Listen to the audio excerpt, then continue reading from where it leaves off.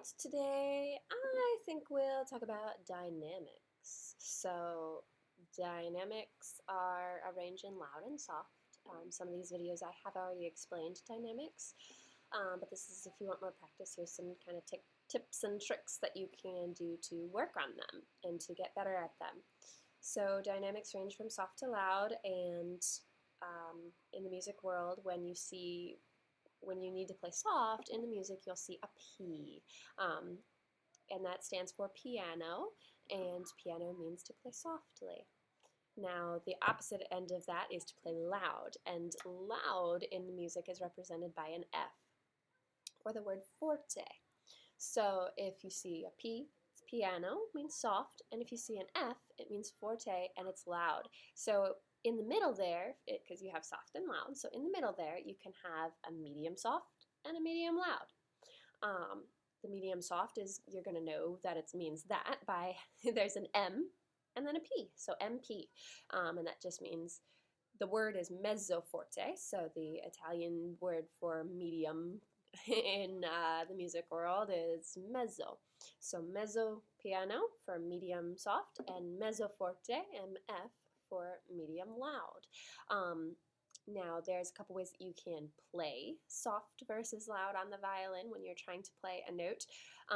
One of those is by adjusting the weight that you're pressing on the bow, so the pressure that you're playing with. And obviously, if you want to play louder, you're going to press a little harder with the bow, and if you want to play softer, you're going to not press as hard. But it's not that alone. If you just try that alone, you'll make a difference in the sound, but it won't be as drastic. So another thing that you should also use and keep in mind when you're playing around with dynamics is where you place the bow on the violin. So if you want to play super loud. Now, if you have straws, you'll have to take out the straws to try around with dynamics, because the straws keep your bow in a straight line about here, which is great, but that's where the straws keep us, is about that mezzo forte, that kind of loud. So the closer you play to the bridge, the closer your bow is to the bridge, it's going to be louder. That's because the bridge is the conductor of the sound. So the sound, the string vibrates, those vibrations come down to the bridge, and they go in, down through the bridge into the body of the violin, and then the sound comes out, the vibrations project out through the F holes. It's kind of a little bit of basic, very, very basic of how that all works. But so the closer you play to the bridge, the louder that's going to sound. Now, the farther away you play from the bridge and the closer to the fingerboard that you play, then that's going to make it softer. That has more string that is vibrating. So by the time the vibrations get all the way to the bridge and then make their way through the body and out the F holes, it's a softer sound.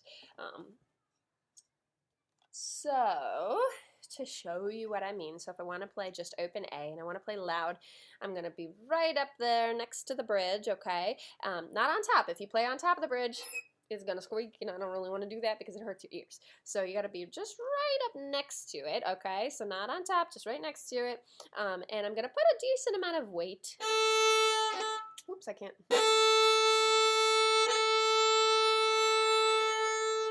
So ideally, when you do this, you have to look at your bow on the string, just like I had to look at my bow on the string, because otherwise you kind of fly around. So I have to, my eyes are looking at the bow on the string. There you go. So that's a forte. If I wanted to play piano, I'm going to move my bow. So instead of being right up here next to the bridge, I'm going to move it all the way over here. See, almost right on top of that fingerboard right there. And I'm going to kind of loosen up that pressure. I'm not going to press as hard with this bow hand, okay? So I'm going to be kind of relaxed.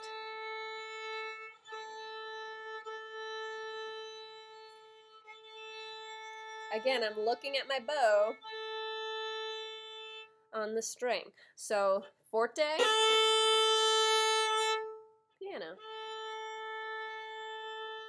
And then you have quite enough room for kind of mezzo forte to be just a little bit further mezzo piano, and then piano. So you kind of see that range. I would definitely practice with open strings when you practice these dynamics, and so you can really get a feel for watching where the bow is on the string and making sure it stays in a straight line. Don't worry about any fingerings. Then after that, after you kind of get the open string down, I would suggest doing a scale. So if you want to do D major or A major, whatever scale, I don't know, I'd probably tell you to work on a scale.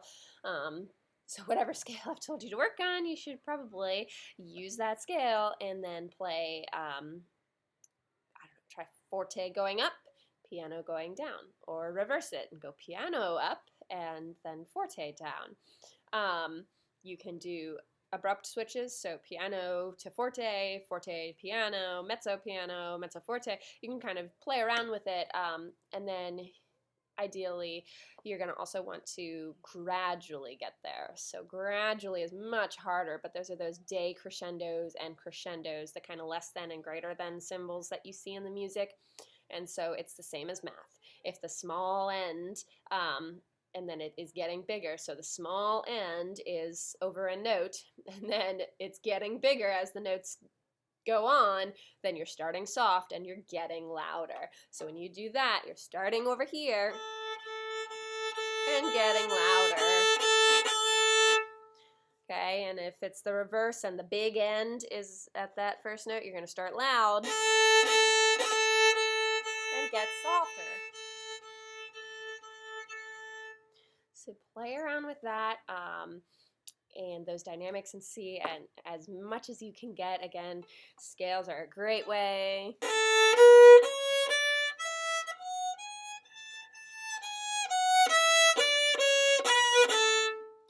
Make sure that you're not changing up the rhythm, though. A lot of the times what happens is when you're loud, you tend to go faster, and when you're slow, you tend to, when you're loud, you tend to go faster, and when you're quiet, you tend to go slower. Make sure that doesn't happen. Make sure it stays the same tempo, the same speed throughout everything. And it's just with the I lost my train of thought. So just make sure of that. Make sure that when you're practicing, the speed stays the same, and it's just the dynamics, just the sound that's changing, loud or soft. Play around with that, and before you try to put it in any song, you're going to want to practice it with scales, practice it with the open strings, and really master where they're supposed to be with your eyes on the bow. Okay, not on me, not on the wall, not on your sister, not on the dog. The bow on the string, and your eyes are on the bow, making sure that everything goes good. All right, until next time, happy practicing.